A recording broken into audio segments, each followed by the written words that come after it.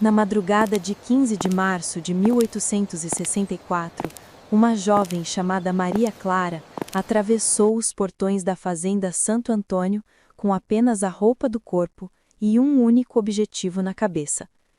Ela não estava ali para trabalhar. Não estava ali por dinheiro. Estava ali para descobrir quem tinha matado seu irmão Pedro e fazer com que essa pessoa pagasse.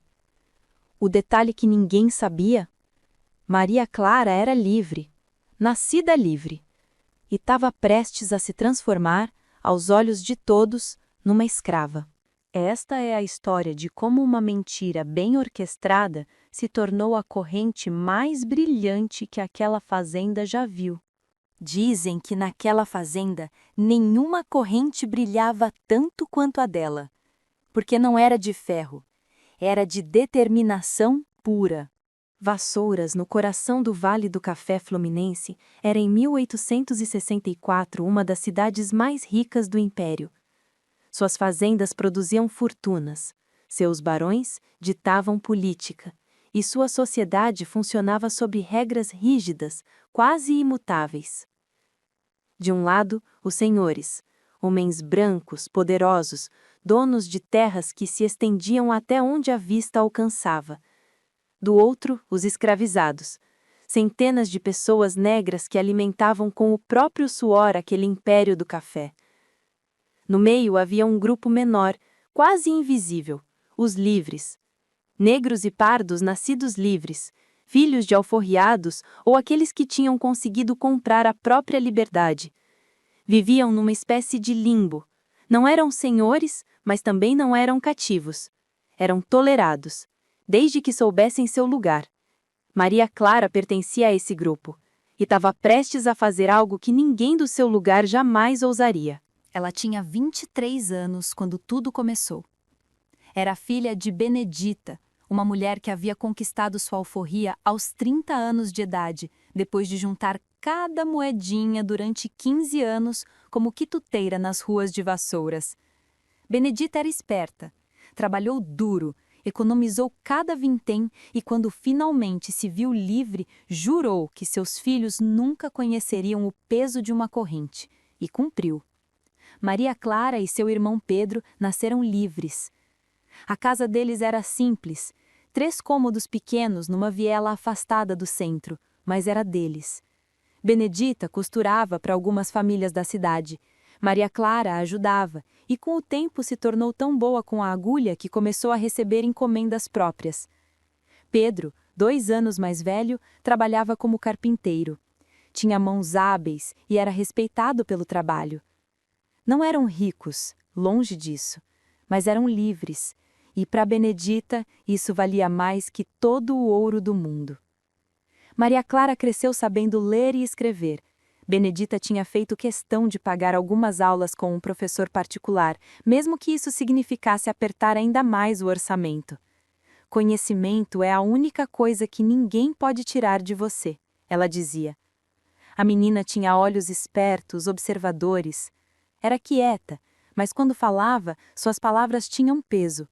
Tinha a pele cor de canela, cabelos crespos que prendia num coque sempre impecável e uma postura que revelava orgulho, não arrogância, mas a consciência tranquila de quem sabia de onde vinha e quanto tinha custado chegar ali. Os dois eram próximos, muito próximos.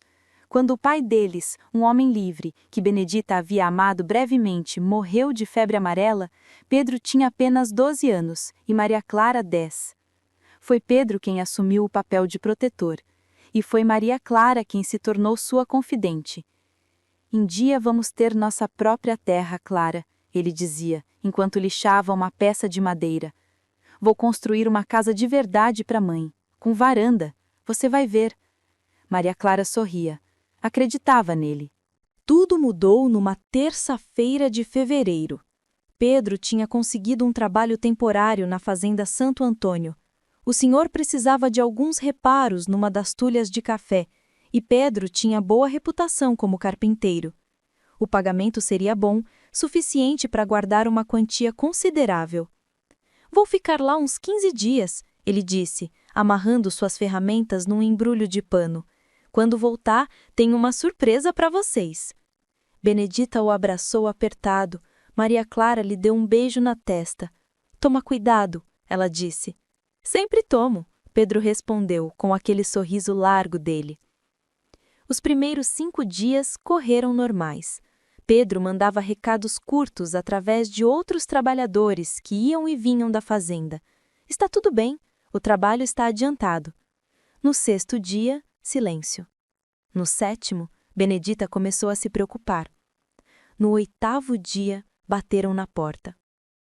Era Josué, um homem livre que trabalhava ocasionalmente na Santo Antônio. Ele estava pálido, as mãos tremiam. Dona Benedita, acharam o Pedro. O corpo de Pedro tinha sido encontrado numa vala de drenagem nos limites da fazenda, perto da mata. O pescoço estava quebrado, roupas rasgadas, sangue seco na testa. O feitor da fazenda, um homem chamado Urbano, disse que tinha sido acidente.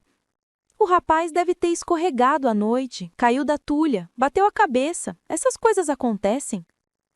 Mas Josué, olhando nos olhos de Maria Clara, quando Benedita já tinha desabado no chão em lágrimas, sussurrou: não foi acidente. Ele viu coisas, e isso o matou. Maria Clara não chorou no velório. Ficou em pé ao lado do caixão simples de madeira que ela mesma tinha ajudado a pagar, olhando o rosto do irmão.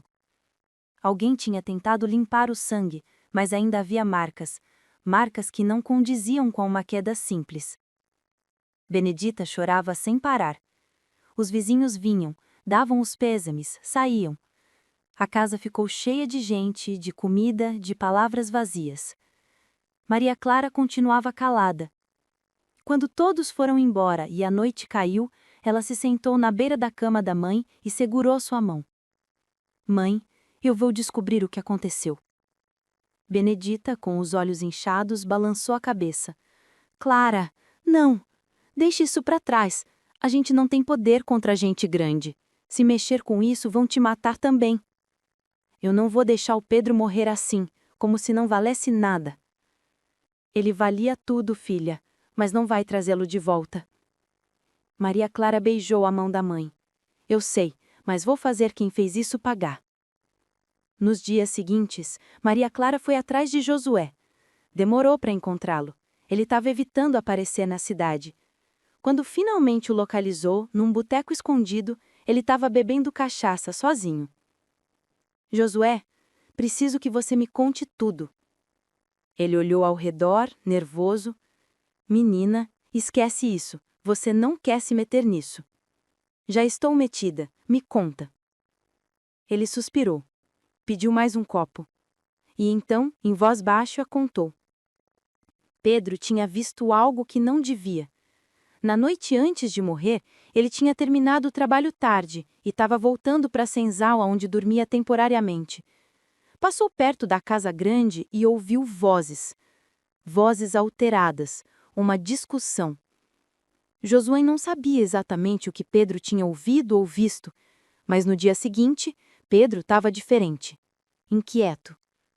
Disse para Josué que tinha visto algo que podia acabar com aquela família toda. Eu disse para ele ficar quieto, disse que essas coisas não eram para gente como a gente. Mas o Pedro, ele tinha aquele jeito dele, achava que podia fazer diferença. Naquela mesma noite, Pedro sumiu, e no dia seguinte, estava morto. Quem mais estava na casa naquela noite? Maria Clara perguntou. O senhor João Batista, a esposa dele, Dona Margarida, o filho mais velho, Antônio, e o feitor, Urbano. E depois que acharam Pedro morto? Urbano disse que foi acidente. O senhor concordou. Enterraram a história junto com seu irmão. Maria Clara ficou em silêncio por um longo tempo. Então perguntou: a fazenda ainda está contratando gente? Josué franziu a testa. Contratando? Menina, eles têm mais de 200 escravos, não precisam de ninguém. E se alguém se oferecesse, barato, quase de graça? Os olhos de Josué se arregalaram. Você não está pensando em... Estou. Você é louca! Você é livre, menina! e meu irmão está morto. A voz dela era fria como gelo. Nenhum livre vai conseguir chegar perto da verdade lá dentro. Mas uma escrava é invisível. Ninguém presta atenção. Ninguém desconfia. Josué balançou a cabeça. Você vai se meter numa cilada. E se descobrirem? Não vão descobrir. E se descobrirem? Maria Clara olhou nos olhos dele. Aí eu vou ter morrido tentando fazer a coisa certa, igual o Pedro. A moça passou uma semana inteira planejando. Não podia simplesmente aparecer na fazenda dizendo que era escrava. Qualquer pessoa minimamente atenta perceberia que ela era livre pela postura, pela forma de falar, pelos calos ou falta deles nas mãos. Ela precisava construir uma história crível, uma identidade. Primeiro, mudou a aparência. Parou de prender o cabelo com cuidado. Deixou-o mais solto, mais bagunçado. Parou de usar a saia boa que guardava para ocasiões especiais. Vestiu roupas mais velhas, mais rasgadas. Começou a andar descalça para criar calos nos pés. Mas a mudança mais difícil foi interna. Maria Clara precisava aprender a abaixar a cabeça, a não olhar diretamente nos olhos de uma pessoa branca, a falar baixo, de forma submissa. Tudo aquilo que Benedita tinha lutado a vida inteira para que ela não precisasse fazer. Praticou em casa, diante de um espelho quebrado. Sim, Senhor, como o Senhor quiser. Perdão, Senhor.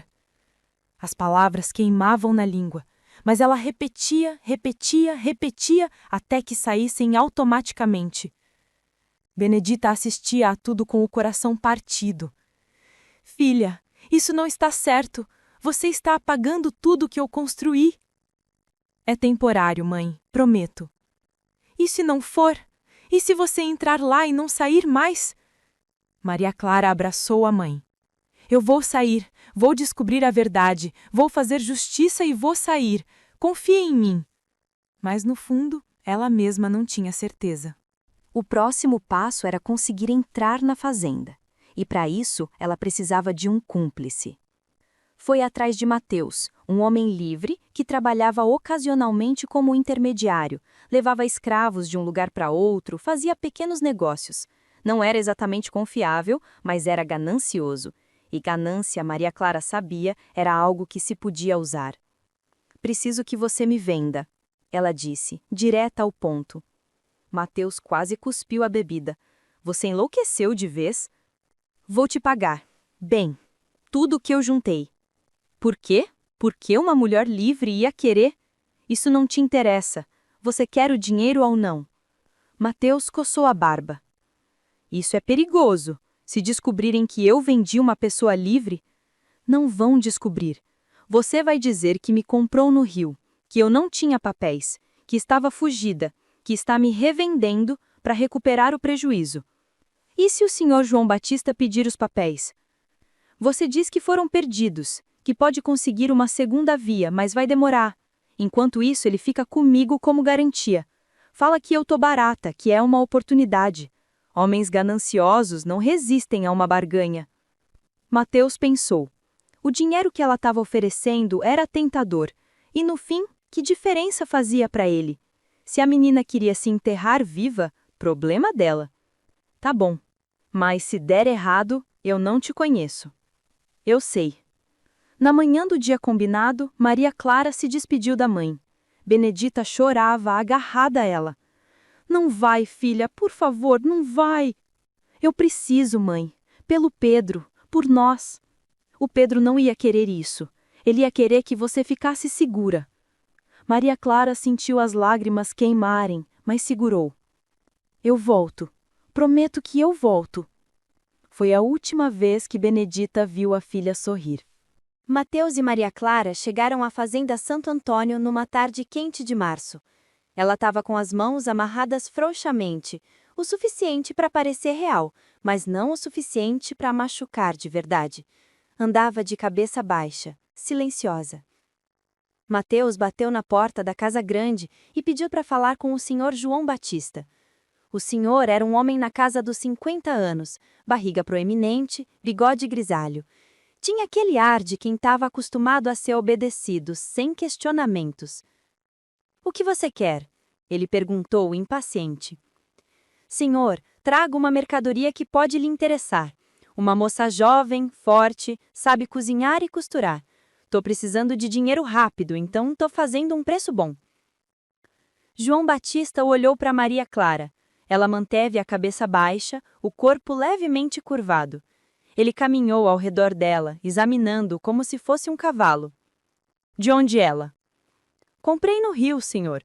Tava numa situação complicada, sem papéis. Peguei ela quase de graça, mas agora tô precisando de dinheiro urgente. Tô perdendo no negócio, mas fazer o quê? João Batista desconfiou. Sem papéis. Pode ser fugida.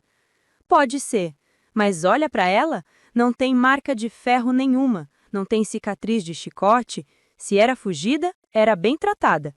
E agora é sua, por um preço que o senhor não vai achar em lugar nenhum. O senhor pensou. A safra estava boa, precisava de gente na cozinha. A cozinheira principal estava velha, precisando de ajuda. E o preço realmente estava bom demais para recusar. Quanto? Mateus disse um valor ridiculamente baixo. João Batista levantou uma sobrancelha, surpreso. Pechinchar nem ia ser necessário. E os papéis? Foram perdidos no caminho, senhor. Posso conseguir uma segunda via, mas vai demorar uns 2 meses. Enquanto isso, o senhor fica com ela. Se não confiar, pode devolver, mas garanto que não vai querer. João Batista olhou novamente para Maria Clara. Levanta a cabeça.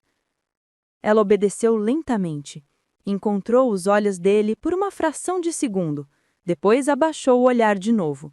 Rápido o suficiente para parecer submissa, mas longo o suficiente para ele ver que ela não era estúpida.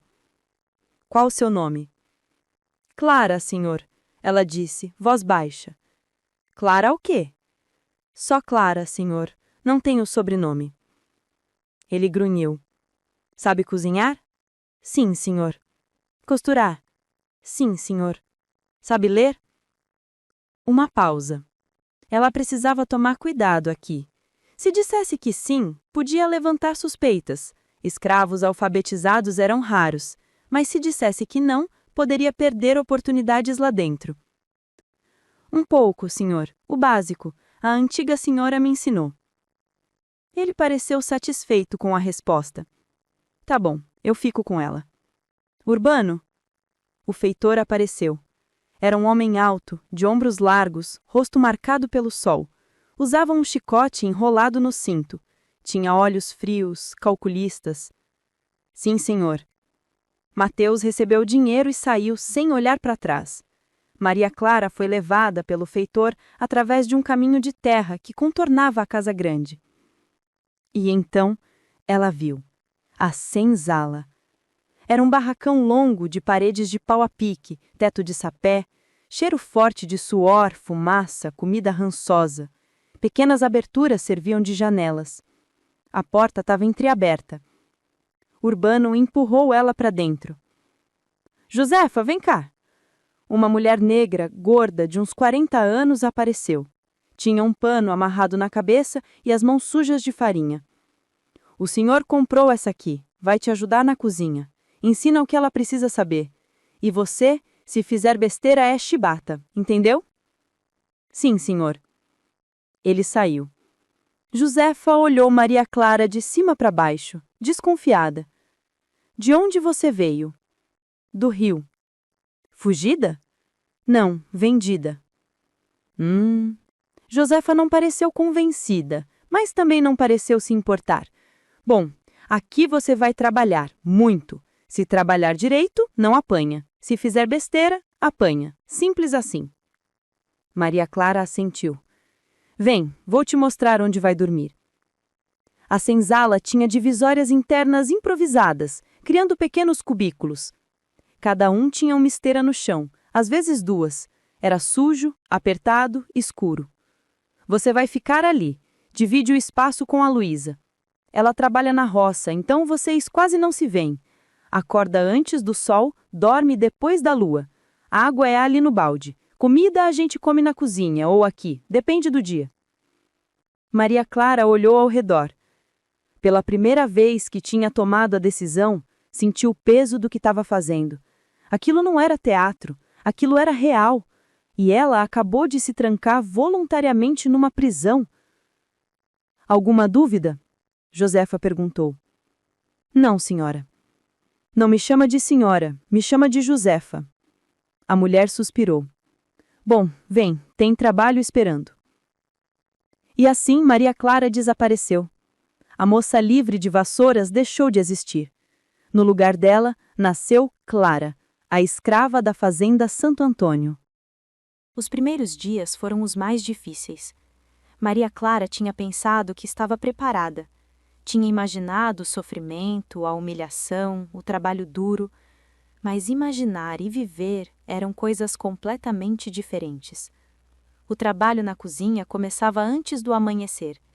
Ela acordava com Josefa sacudindo, ainda escuro lá fora. Lavava o rosto rapidamente na água fria do balde e ia para a casa grande. A cozinha era uma construção separada, atrás da casa principal.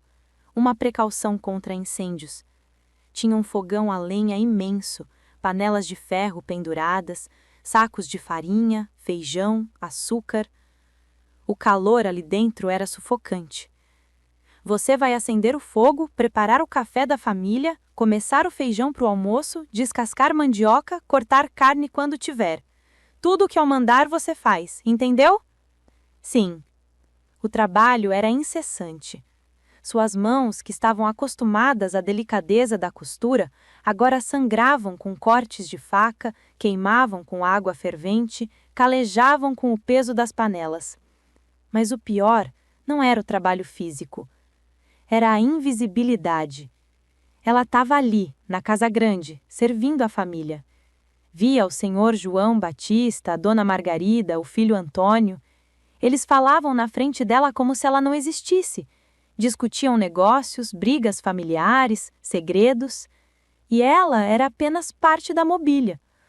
Nos primeiros dias, ela quase se esquecia de manter a postura. Quase olhava diretamente para eles quando falavam.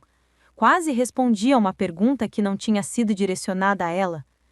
Josefa percebeu, e numa tarde, quando estavam sozinhas, puxou Maria Clara pelo braço. Escuta aqui. Não sei o que você está fazendo, não sei de onde você veio de verdade, mas eu sei que você não nasceu escrava. Maria Clara congelou. Não precisa falar nada. Eu vejo o jeito que você anda, o jeito que você segura uma faca, o jeito que você olha para as coisas. Você não cresceu na senzala. Josefa encarou firme. E isso vai te matar se você não tiver cuidado. Eu vou ter cuidado. Não sei o que você quer aqui. Mas seja lá o que for, você precisa aprender, rápido, porque se o Urbano desconfiar, se o senhor desconfiar, você não vai ter segunda chance, entendeu? Entendi. Então me escuta. Regra número 1. Nunca olha direto nos olhos de gente branca. Nunca. Olha para baixo sempre. Regra número 2. Nunca responde pergunta que não foi feita. Regra número 3. Nunca se destaca. Quanto mais invisível você for, mais segura você está. Tá bom. E regra número 4. Josefa pausou. Confia em ninguém. Aqui dentro, todo mundo quer sobreviver, e sobrevivência às vezes significa entregar os outros. Maria Clara assentiu, e Josefa soltou o braço. Mas naquela noite, deitada na esteira dura, olhando para o teto esburacado, Maria Clara percebeu algo. Josefa tinha acabado de lhe dar as regras. E com isso, tinha acabado de confiar nela. As semanas foram passando. Maria Clara, agora apenas Clara, foi aprendendo a dinâmica da fazenda. A casa grande era governada por Dona Margarida, uma mulher de 40 e poucos anos, magra, com expressão perpetuamente amarga. Ela era meticulosa, exigente e não tolerava erro. Qualquer prato mal temperado, qualquer roupa mal passada, resultava em castigo. O senhor João Batista raramente se envolvia na administração da casa. Ele estava sempre nos cafezais, na tulha ou no escritório fazendo contas. Era um homem de números, de negócios. A casa era território da esposa. O filho, Antônio, Tinha 26 anos. Era o herdeiro. Alto, bonito, tinha o mesmo ar de arrogância do pai. Passava os dias supervisionando o trabalho na lavoura ou cavalgando pela propriedade. Havia também 2 filhas, mais novas, mas elas raramente apareciam, estudavam num convento em Vassouras e só voltavam ocasionalmente. E havia Urbano, o feitor. Urbano era o braço direito do senhor João Batista. Ele que acordava os escravos antes do sol, ele que distribuía as tarefas, ele que aplicava castigos. O chicote no cinto não era para enfeite. Clara aprendeu a evitá-lo. Sempre que ele aparecia, ela baixava a cabeça e ficava quieta. Mas ela também observava. Observava que Urbano tinha livre acesso à casa grande, que conversava longamente com o senhor, que às vezes se sentava à mesa da cozinha tarde da noite, bebendo cachaça sozinho, com uma expressão que ela não conseguia decifrar. Observava que Dona Margarida o tratava com deferência, mas também com uma ponta de desconforto, como se ele soubesse de algo que ela preferia manter enterrado. Clara também começou a conhecer os outros escravizados. Havia Tomás, um homem de uns 50 anos, que trabalhava na carpintaria. Ele tinha conhecido Pedro. Quando Clara mencionou o nome casualmente, fingindo curiosidade inocente, ele fechou a cara. Não fala daquele nome aqui. Ele disse, baixo. Por quê? Porque ele morreu. E porque foi melhor assim. Melhor? Como assim, melhor? Tomás a encarou. Você é nova aqui, então deixa eu te dar um conselho.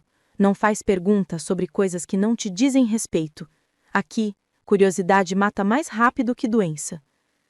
Clara entendeu que não ia conseguir nada dele, pelo menos não ainda. Havia também Luísa, a moça com quem ela dividia o espaço. Luísa tinha 18 anos, era magra como um graveto e trabalhava na roça. Chegava de noite exausta demais para conversar. Mas numa noite, quando Clara estava tendo dificuldade para dormir, Luísa sussurrou. Você está procurando algo. Clara virou a cabeça. O quê? Eu vejo. Você fica olhando tudo, escutando tudo. Você não é como a gente. Eu sou sim. Não é. Mas tudo bem. Todo mundo aqui tem seus segredos. Só toma cuidado. Esse lugar, ele come gente por dentro. Clara não respondeu. Mas a partir dali, sentiu que tinha encontrado, talvez, alguém em quem pudesse confiar. 3 semanas depois de chegar, Clara teve sua primeira chance real. Estava sozinha na cozinha, terminando de lavar as panelas do jantar. A família já tinha comido e se recolhido. Josefa tinha ido dormir. A casa grande estava em silêncio.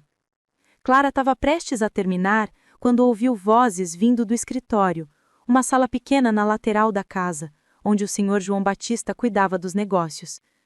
Normalmente ela não teria se aproximado, mas uma das vozes era alta, alterada, e ela reconheceu, era Antônio. Silenciosamente, Clara caminhou pelo corredor lateral até ficar perto da porta entreaberta. Ficou encostada na parede, invisível, ouvindo. Pai, a gente não pode continuar fingindo que isso não é um problema. Abaixa a voz. João Batista retrucou, tenso.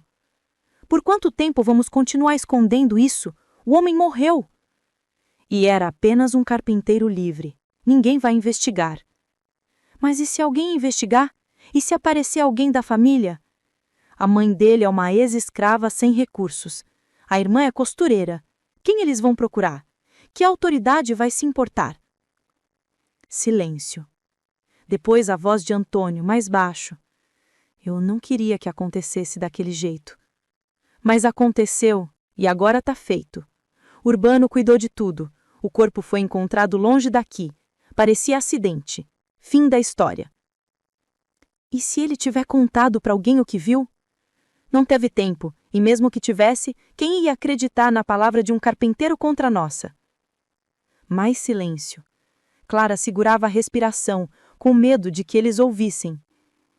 Pai, eu não consigo parar de pensar naquilo. Então para. Foi um acidente de trabalho. Pronto, não pensa mais nisso.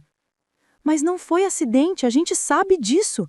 Abaixo a voz! João Batista explodiu. Depois, mais controlado. Escuta aqui, menino. Esse assunto está encerrado, entendeu? Encerrado. Não quero mais ouvir você falando disso. Nem aqui, nem em lugar nenhum. Passos. Clara se afastou rapidamente, voltando para a cozinha. Segundos depois, Antônio saiu do escritório com o rosto vermelho e subiu as escadas para os quartos. João Batista apareceu na porta do escritório, olhando ao redor. Clara estava de costas, lavando uma panela. Você, ele chamou. Ela se virou com a cabeça baixa. Sim, senhor. Estava aí há quanto tempo? Acabei de chegar, senhor. Josefa me pediu para buscar mais lenha. Ele a estudou por um momento longo. Clara manteve a expressão neutra, submissa. Tá bom. Pode ir. Sim, senhor. Ela saiu com as pernas tremendo. Mas agora ela sabia.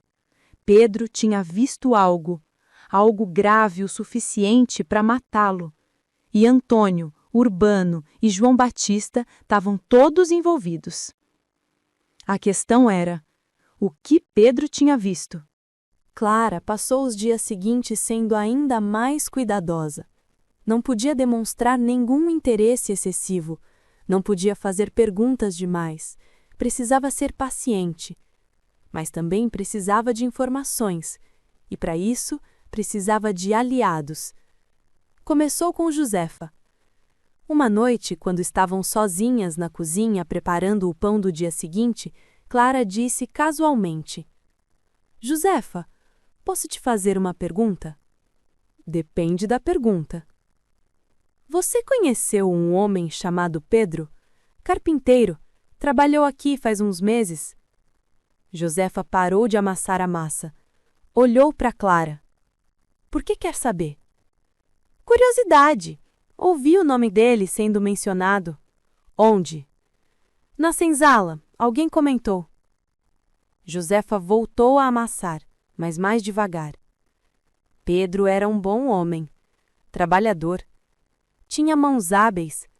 Morreu num acidente. Que tipo de acidente? Caiu, bateu a cabeça. Por que tanto interesse? Clara escolheu as palavras com cuidado. Porque eu tinha um irmão. Também se chamava Pedro, também era carpinteiro e também morreu num acidente. Não era mentira, não exatamente. Josefa parou novamente. Dessa vez olhou Clara direto nos olhos.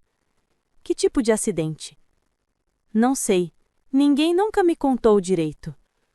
Josefa ficou em silêncio por um tempo. Depois disse bem baixo: Escuta, esse Pedro daqui, ele viu algo que não devia e pagou por isso.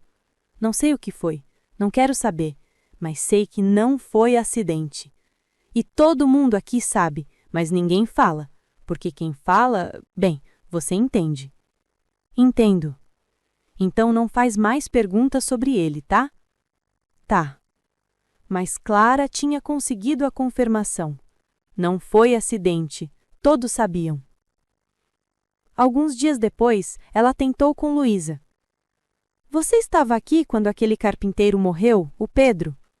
Luísa olhou ao redor, nervosa. Estava. Por quê? O que aconteceu? Ninguém sabe ao certo. Ele estava trabalhando na tulha, um dia apareceu morto. Disseram que caiu. Você acredita nisso? Luísa hesitou. Não. Por quê? Porque no dia antes dele morrer ele estava diferente. Estava assustado, inquieto. Disse para o Tomás que tinha descoberto uma coisa grande. Que coisa? Não disse. Só disse que ia mudar tudo, que ia denunciar. E no dia seguinte, estava morto. E ninguém investigou? Investigar? Clara, você é nova aqui mesmo. Ninguém investiga a morte de gente como a gente. Nem de livre pobre. A gente morre, enterra, esquece. É assim que funciona. Clara sentiu a raiva subindo, mas engoliu. E o que você acha que ele descobriu? Não sei, mas tinha a ver com a família. Com o senhor, com Dona Margarida, com o Antônio. Alguma coisa que eles queriam escondido. E o Urbano, ele foi quem achou o corpo. Ele foi quem disse que foi acidente.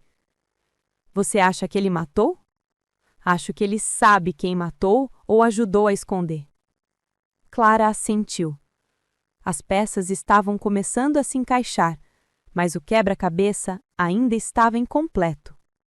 Ela precisava descobrir o que Pedro tinha visto naquela noite. A oportunidade veio 6 semanas depois de Clara ter chegado à fazenda. A família estava preparando uma grande festa. Era o aniversário de Dona Margarida. Haveria convidados, comida farta, música. A casa grande estava empolvorosa com os preparativos. Clara e Josefa passaram dias cozinhando, assando, preparando. A carga de trabalho era imensa, mas Clara viu ali uma oportunidade. Na confusão da festa, talvez conseguisse explorar lugares onde normalmente não tinha acesso. Na noite da festa, a casa se encheu de gente. Fazendeiros vizinhos, comerciantes de vassouras, algumas autoridades locais. Todos ricamente vestidos, rindo alto, bebendo vinho. Clara servia discretamente, circulando com bandejas. Ninguém olhava para ela. Era apenas mais uma escrava servindo. Mas ela observava tudo. E esperava. Perto da meia-noite, quando a festa estava no auge e todos já tinham bebido bastante, Clara viu sua chance. O escritório de João Batista estava vazio. Todos estavam na sala principal, na varanda, no jardim. Ela olhou ao redor. Ninguém prestava atenção. Deslizou pelo corredor e entrou no escritório, fechando a porta atrás de si. Seu coração batia descompassado. Se alguém a pegasse ali, não teria explicação. Seria chicoteada, talvez pior. Mas ela precisava tentar. O escritório tinha uma mesa grande, estantes com livros de contabilidade, uma pequena arca de madeira trancada. Clara começou pela mesa. Papéis, cartas, recibos, nada que chamasse atenção. Tentou abrir a arca, trancada. Pegou um grampo de cabelo e tentou forçar a fechadura, algo que tinha visto Pedro fazer uma vez. Demorou, mas conseguiu. Dentro havia documentos, muitos documentos, contratos, escrituras, cartas antigas. Começou a folhear rapidamente, buscando qualquer coisa relacionada a Pedro, a um acidente, a algo suspeito. E então viu uma carta, dobrada, escondida no fundo, embaixo de outros papéis. Abriu. Era endereçada a João Batista, datada de 2 anos atrás, assinada por um certo doutor Alberto Mendes, de Vassouras. Caro João Batista, em resposta à sua solicitação, confirmo que realizei o procedimento conforme combinado. A criança foi registrada como natimorta e o corpo foi devidamente encaminhado. Todos os documentos necessários foram providenciados. Quanto ao pagamento acordado, aguardo sua confirmação. Mantenho discrição absoluta quanto ao assunto, como sempre.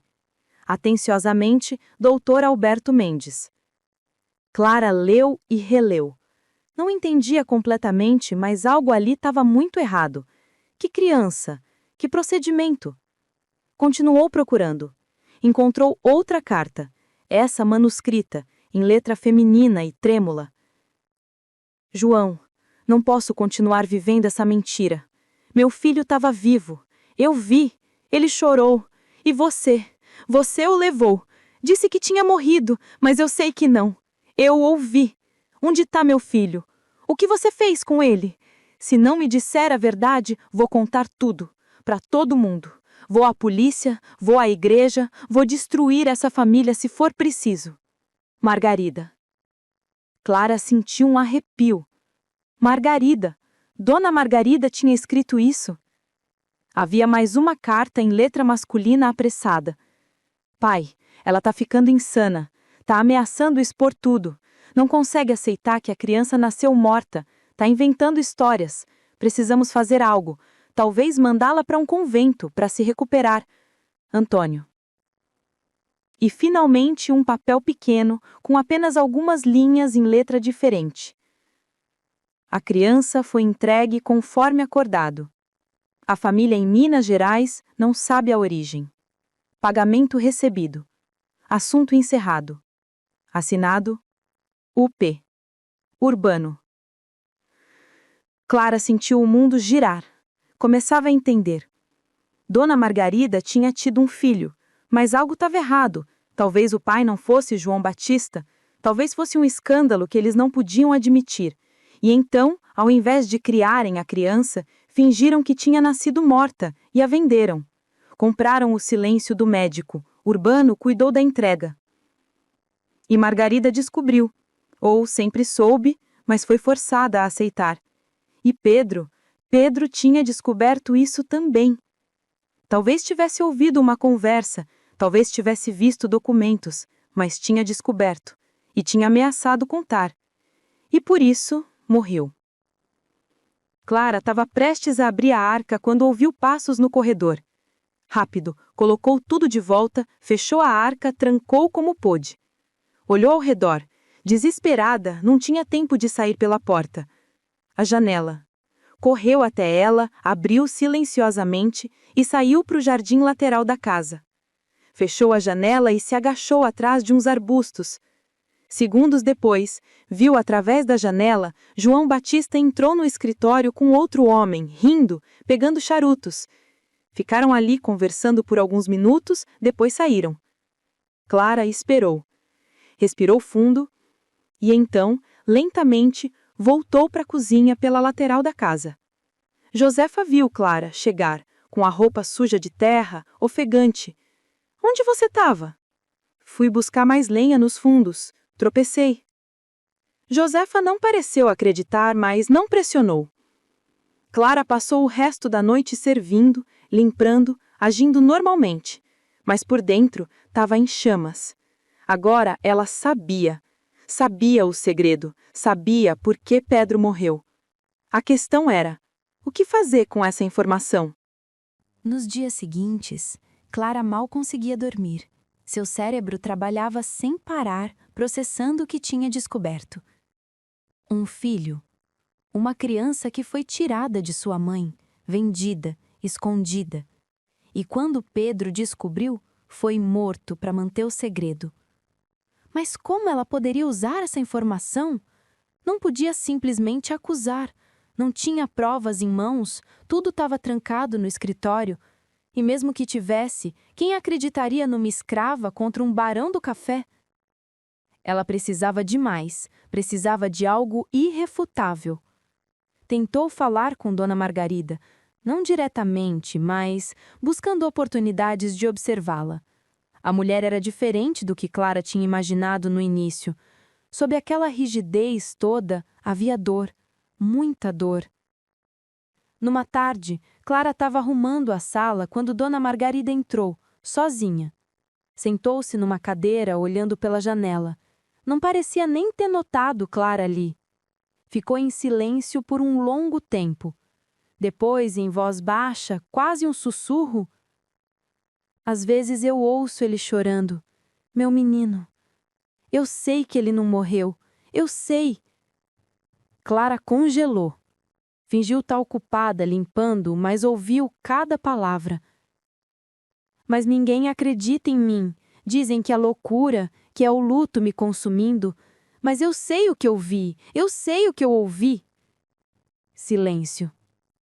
João diz que estou delirando. Antônio olha para mim com pena. Mas eu não sou louca. Não sou. Ela começou a chorar, silenciosamente. Clara sentiu algo se partir dentro de si. Essa mulher, ela não era apenas assim, era uma mãe que tinha perdido seu filho e nunca pôde nem lamentar de verdade. Mas também era a mulher que vivia nessa casa sustentada por 200 escravizados. Era alguém que se beneficiava do sofrimento alheio. Clara estava dividida. Podia sentir pena dela? Devia? Margarida limpou as lágrimas e saiu da sala sem nunca ter reconhecido Clara ali. E Clara percebeu. Ela não estava lutando apenas contra os homens dessa família.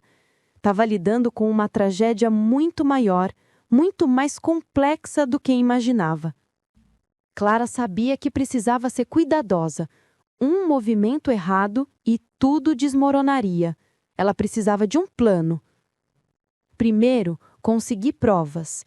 As cartas no escritório eram importantes, mas ela não podia simplesmente roubá-las, seriam notadas em falta.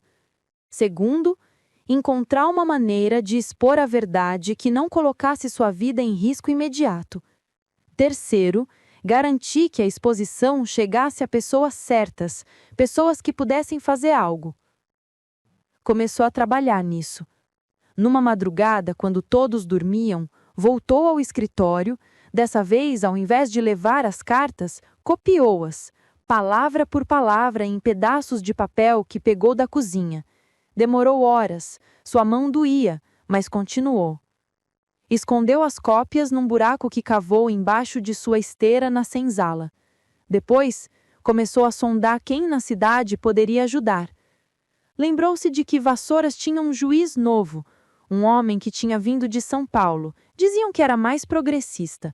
Talvez. Mas como chegar até ele? Pensou em Josué, o homem que tinha contado a Benedita sobre a morte de Pedro. Ele ainda estava vivo? Ainda estava na cidade? E sua mãe, Benedita, estava bem? Tinha passado quase 2 meses. Clara sentiu uma pontada de saudade tão forte que quase a derrubou. Mas não podia desistir agora, não quando estava tão perto. As coisas começaram a desmoronar de uma forma que Clara não esperava. Urbano, que desde o início tinha mantido distância dela, começou a observá-la mais atentamente. Clara percebeu os olhares, a forma como ele parava perto da cozinha às vezes, sem razão aparente. Numa tarde, ele a chamou. Você, Clara, vem cá. Ela obedeceu, com o estômago apertado. Faz quanto tempo que você está aqui? Quase 3 meses, senhor. E você veio de onde mesmo? Do Rio, senhor. Sozinha? O senhor Mateus me trouxe. Ele a estudou. Você sabe ler, não sabe? Um pouco, senhor. O básico. Mostre. Ele pegou um pedaço de papel do bolso com algumas linhas escritas. Entregou para ela. Ela olhou. Era um recibo simples. Leu em voz baixa, cometendo alguns erros propositais. Bom, ele pegou o papel de volta. E escrever? Um pouco também, senhor. Por quê? A antiga senhora achava útil para escrever receitas. Ele não disse nada por um tempo. Apenas continuou olhando para ela, daquele jeito que fazia Clara sentir que ele estava vendo através da mentira dela. Tá, pode ir. Ela saiu, mas sentiu os olhos dele grudados nas costas dela.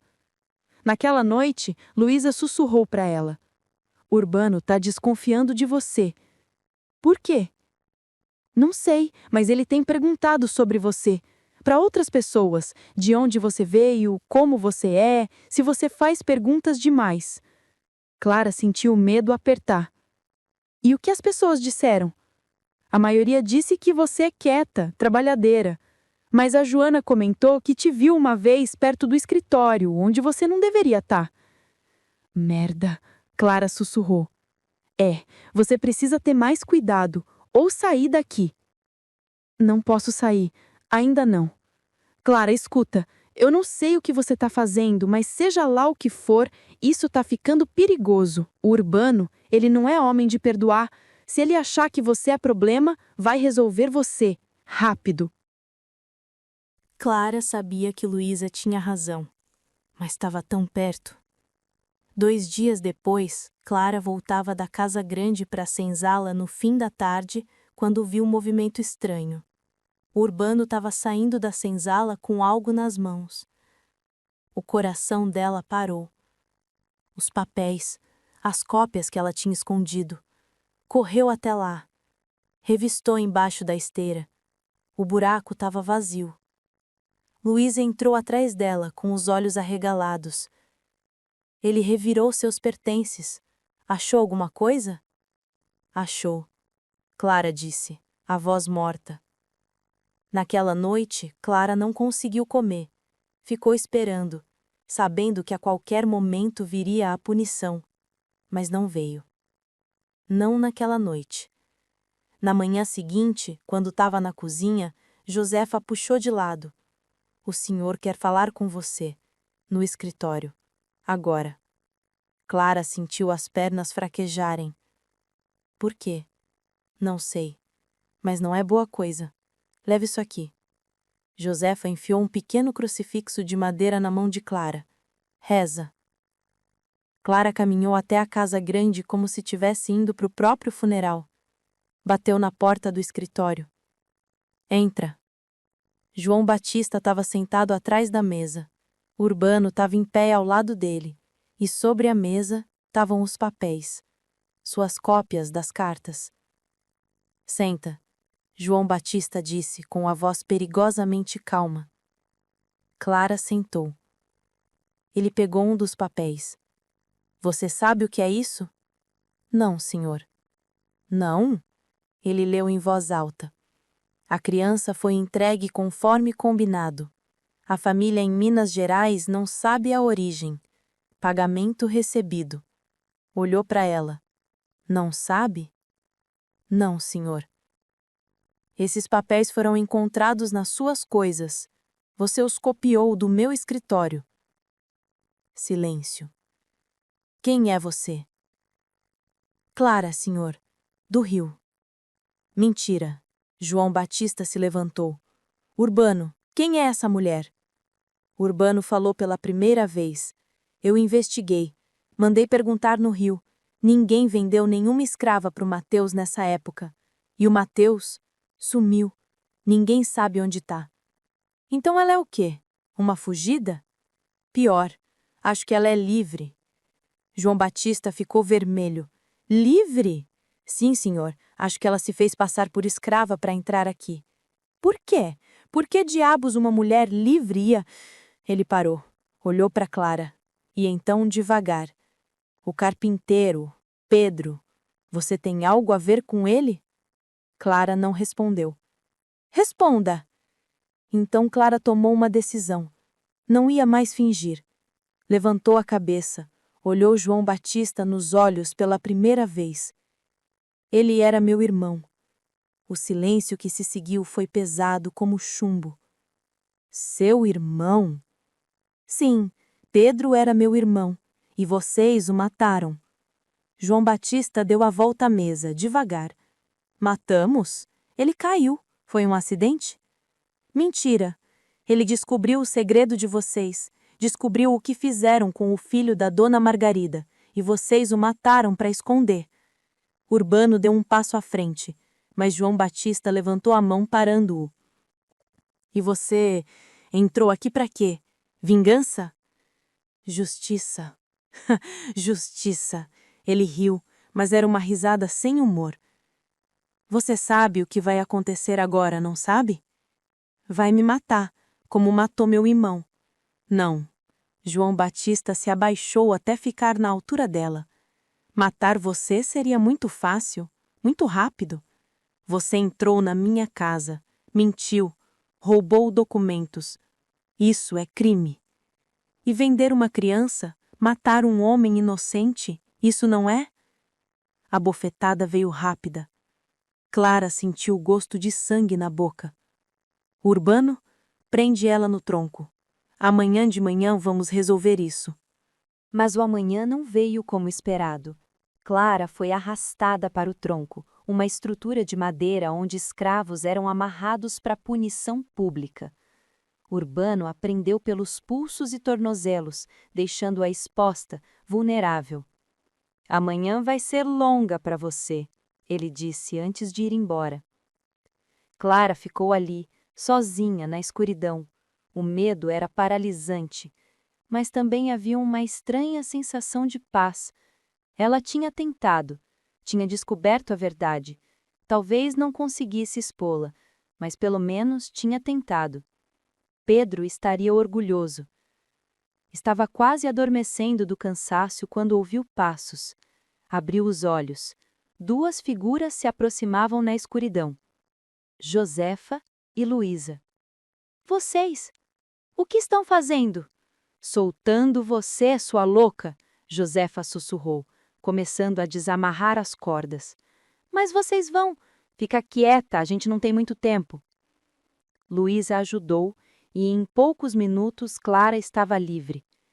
Por que estão fazendo isso? Josefa olhou para ela. Porque você está fazendo o que nenhum de nós teve coragem de fazer. Está enfrentando eles. E eu tô velha e cansada demais para ficar vendo gente corajosa morrer sem fazer nada. Tem um cavalo esperando nos fundos. E isso aqui. Ela entregou um embrulho pequeno. Dentro estavam as cartas originais, as verdadeiras, do escritório de João Batista. Como vocês? A Joana pegou. Ela também quer ver esses homens pagarem. Agora vai. Corre para Vassouras. Procura o juiz novo. Mostra as cartas, conta tudo. E vocês? A gente vai dizer que você escapou sozinha, que amarramos mal.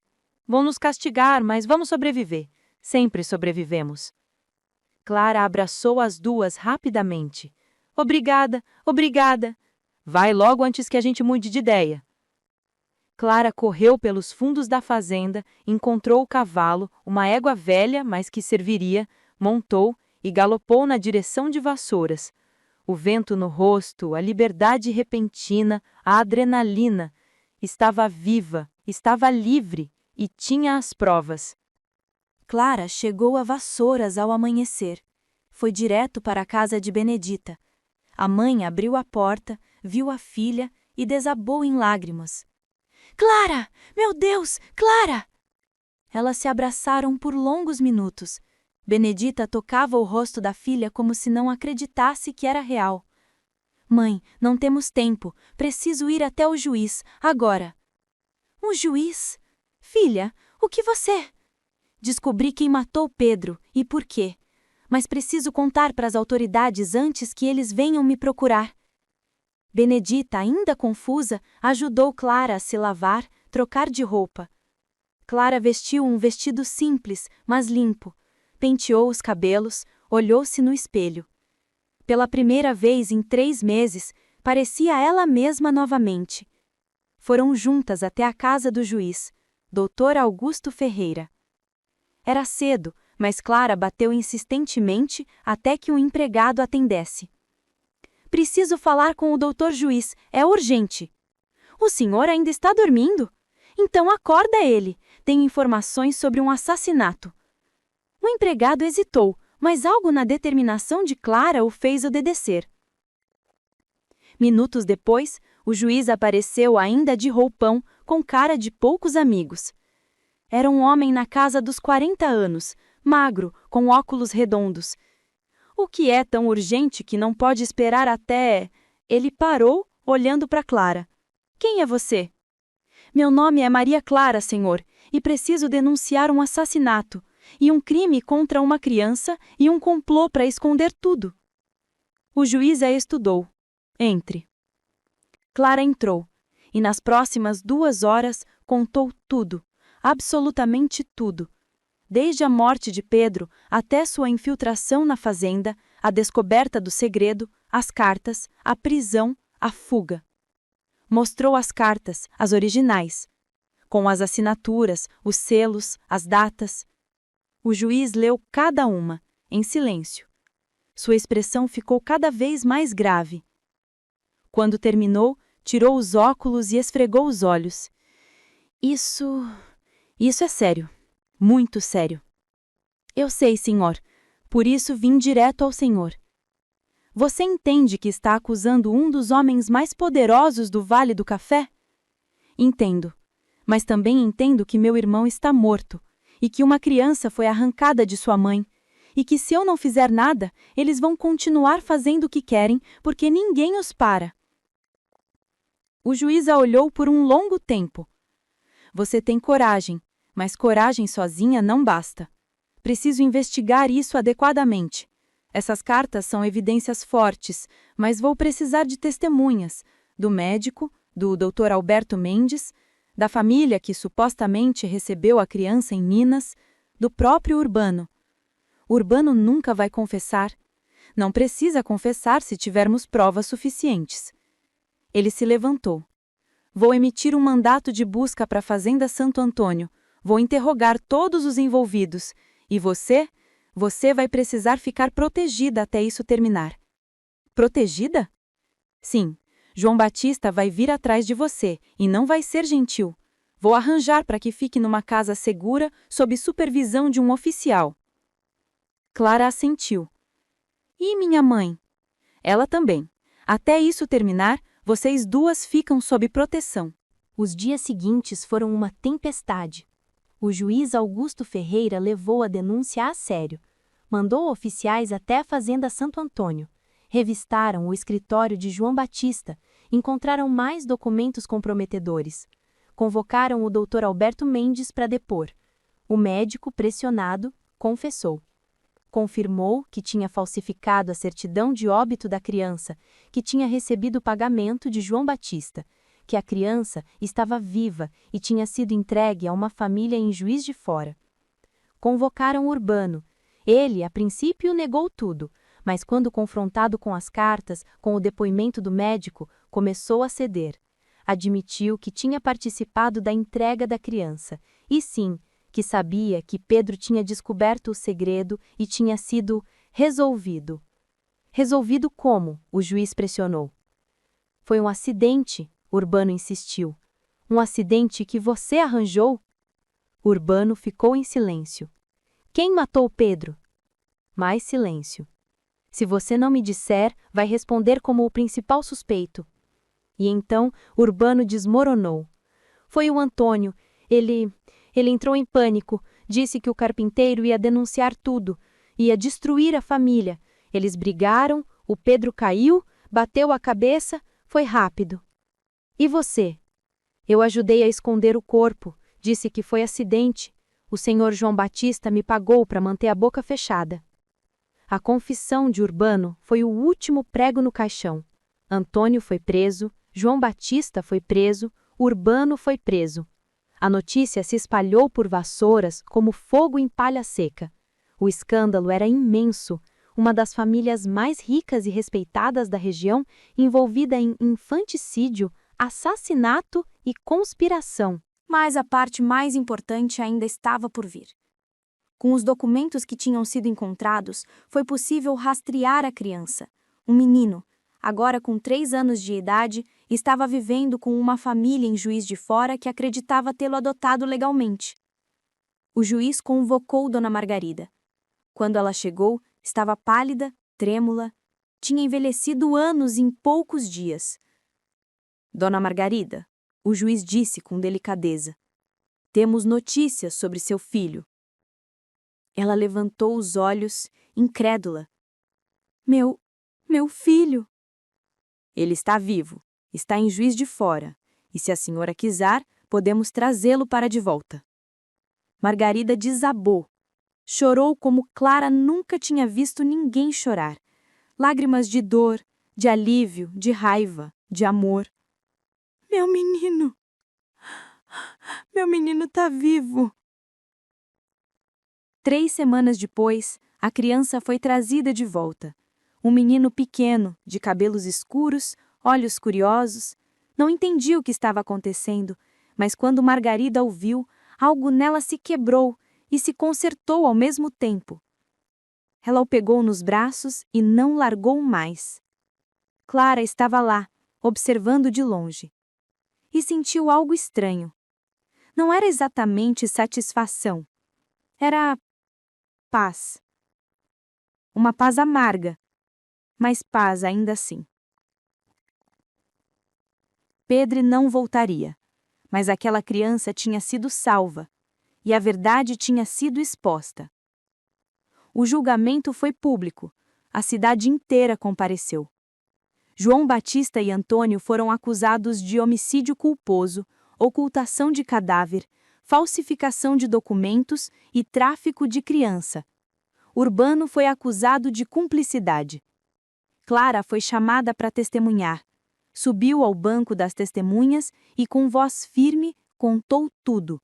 olhando diretamente para João Batista, sem medo.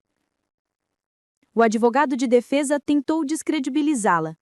Essa mulher se fez passar por escrava, mentiu, invadiu propriedade privada, roubou documentos. Como podemos confiar nela? O juiz interveio. Ela fez o que fez para descobrir a verdade sobre a morte do irmão, e a verdade foi confirmada por múltiplas fontes. Sua credibilidade está intacta. No final, o veredito foi claro. Antônio, culpado. 15 anos de prisão. João Batista, culpado de conspiração e ocultação. 10 anos de prisão. Urbano, culpado de cumplicidade. 8 anos. A fazenda Santo Antônio foi parcialmente confiscada. Dona Margarida, considerada vítima, recebeu custódia do filho e permissão para administrar parte das terras. Mas o império estava destruído. E Clara estava finalmente livre. 6 meses depois, Clara estava sentada na varanda da casa de Benedita, costurando. Era uma tarde tranquila, o sol estava morno, havia café fresco na mesa. Benedita saiu da casa com uma carta nas mãos. Chegou isso para você. Clara abriu. Era de Josefa. Clara, espero que esteja bem. As coisas aqui mudaram. Depois que o senhor foi preso, a dona Margarida libertou alguns de nós. E eu consegui minha carta de alforria. Estou trabalhando na cidade agora, numa pensão. Ganho pouco, mas é meu. Sou livre. A Luísa também foi libertada. Está trabalhando comigo. Não sei se você vai querer ouvir isso, mas a dona Margarida perguntou por você. Disse que queria te agradecer. Disse que você devolveu o filho dela. Não sei se você deve isso a ela, mas achei que deveria saber. Cuide-se. Você é mais forte do que imagina. Josefa. Clara dobrou a carta. Ficou olhando para o horizonte por um longo tempo. Benedita sentou ao lado dela. Vai responder? Não sei. Talvez. E a dona Margarida? Vai visitá-la? Clara pensou. Não. Não acho que seja necessário. Ela tem o filho dela de volta. Eu fiz o que tinha que fazer. Pedro pode descansar em paz e eu preciso seguir em frente. E como vai fazer isso? Clara sorriu. Foi um sorriso pequeno, mas real. Não sei ainda, mas pela primeira vez em muito tempo, sinto que posso. Benedita segurou a mão da filha. Você é tão forte, minha menina, tão forte quanto seu irmão. Ele estaria orgulhoso. Eu sei. Clara apertou a mão da mãe. Eu sei. Nos meses seguintes, Clara voltou à costura. Começou a receber encomendas novamente. A história dela tinha se espalhado. A moça livre que se fez de escrava para descobrir a verdade sobre a morte do irmão. Algumas pessoas a admiravam, outras a viam com desconfiança. Mas ela não ligava mais. Tinha feito o que precisava fazer e tinha sobrevivido. 1 ano depois, numa manhã de domingo, Clara foi ao cemitério, ao túmulo de Pedro. Colocou flores frescas. Ficou ali por um tempo em silêncio. Descobri a verdade, Pedro, ela disse, baixinho. Descobri quem te matou. E eles pagaram.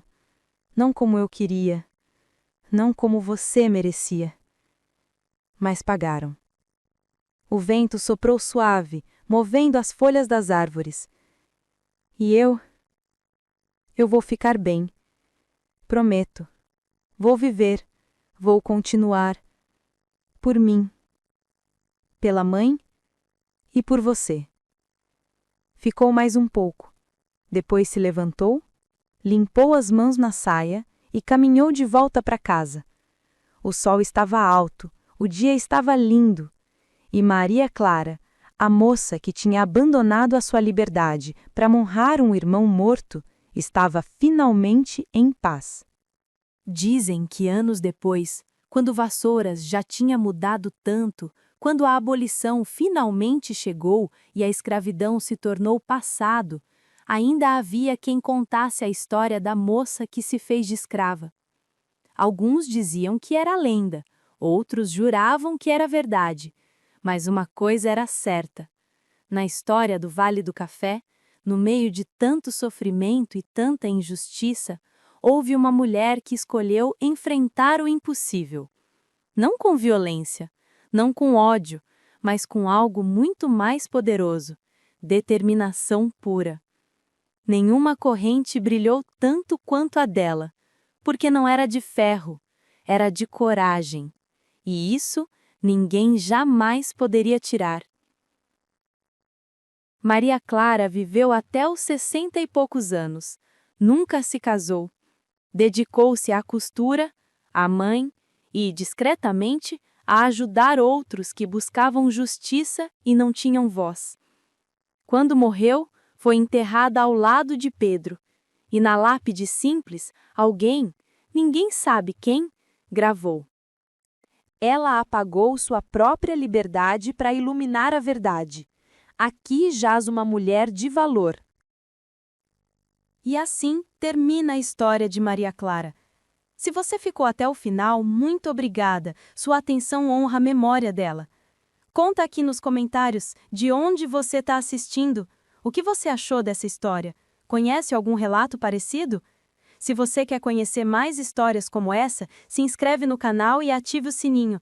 Toda semana tem história nova do Brasil que não contam nos livros. E não esqueça, algumas correntes são de ferro, outras de determinação. E essas últimas ninguém consegue quebrar. Deus te abençoe. Até a próxima!